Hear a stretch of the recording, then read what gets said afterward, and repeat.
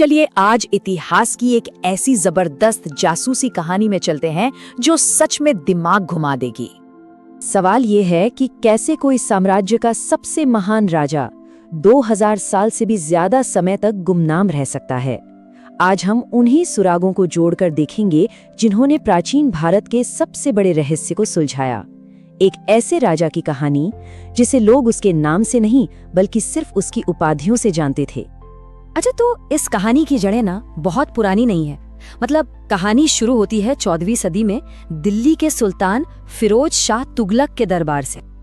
अब सुल्तान के सामने हरियाणा के एक गांव से लाया गया एक विशाल पत्थर का खंबा पेश किया जाता है और उन्हें बताया जाता है एकदम स्थानीय लोक कथा के अंदाज में कि जनाब ये कोई मामूली खंबा नहीं, ये तो महाभारत वाले भीम के गदा है। सुल्तान को इसकी कारीगरी इतनी पसंद आई कि उन्होंने इसे अपने किले में लगवा दिया और आज भी ये वहीं खड़ा है। पर असल में ये कोई पौराणिक चीज नहीं थी, ये तो एक भूली बिसरी दुनिया का सुराग था। एक ऐसा पैगाम जिस पर कुछ लिखा तो था पर उसे पढ़ने वाला उस वक्त कोई नहीं था। तो कई सदियां गुजर गईं, वो खंबा बस चुपचाप खड़ा रहा।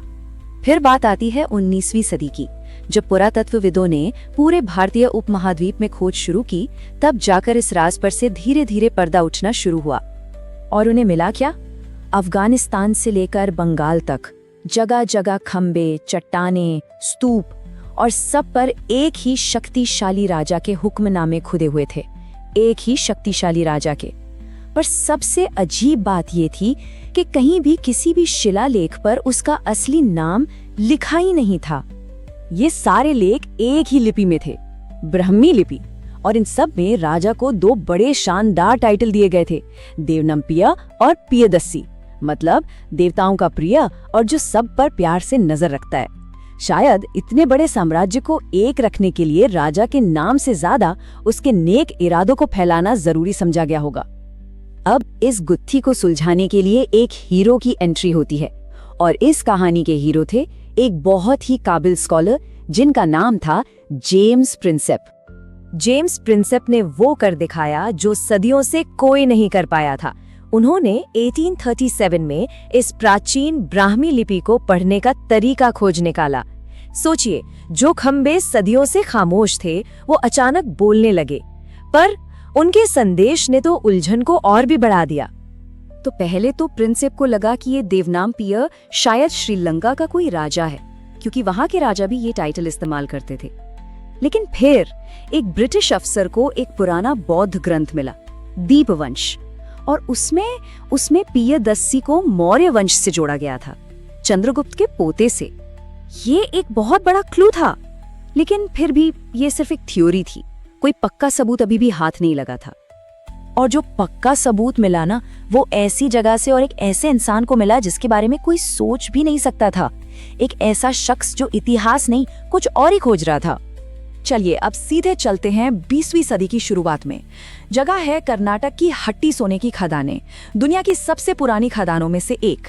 यहाँ अंग्रेजों ने एक इंजीनियर को भेजा था सर्वे करने के लिए, सोने की तलाश में।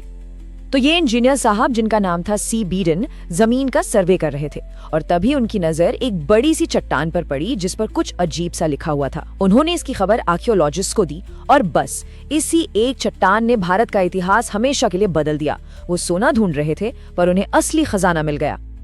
कर्नाटक के मस्की गांव में मिली ये चट्टान ही वो चाबी थी जिसे इतिहासकार दशकों से ढूंढ रहे थे। तो उस पर ऐसा क्या लिखा था? उस पर लिखा था देवनाम्पियस्य अशोकस्य, और ये था जैकपॉट।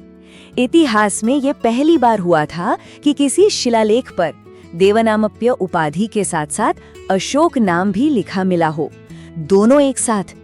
एक तरह से ये खोज अशोक से जुड़ी स्टडीज के लिए रोजेटा स्टोन जैसी थी। इसने पक्के तौर पर साबित कर दिया कि देवनाम्पिय के नाम से मशहूर राजा और कोई नहीं बल्कि सम्राट अशोक ही थे। दोनों पहचाने हमेशा के लिए जुड़ गई। तो साल था 1915 जब मस्की में ये शिलालेख मिला और सदियों पुरानी पहेली आखिर सुलझ गई।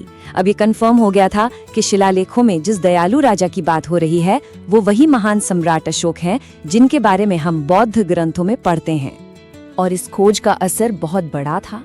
जाहिर है इसने सिर्फ अशोक की पहचान ही पक्की नहीं की, बल्कि जो बातें किताबों में लिखी थीं उन्हें जमीन पर मिले सबूतों से जोड़ दिया। मौर्य साम्राज्य का एक पुख्ता इतिहास सामने आ गया। ये भी पता चला कि अशोक का राज कितनी दूर दूर तक फैला था। मतलब दशकों से चल रही सारी बहसें एक झटके में खत्म हो गई। सम्राट अशोक की ये कहानी हमें एक बड़ी दिलचस्प बात सिखाती है कि इतिहास सिर्फ किताबों के पन्नों में नहीं होता। कभी कभी वो हमारे पैरों के नीचे किसी अनजान चट्टान पर बस एक सही मौके का इंतजार कर रहा होता है कि कोई आए और उसे दुनिया के सामने लाए।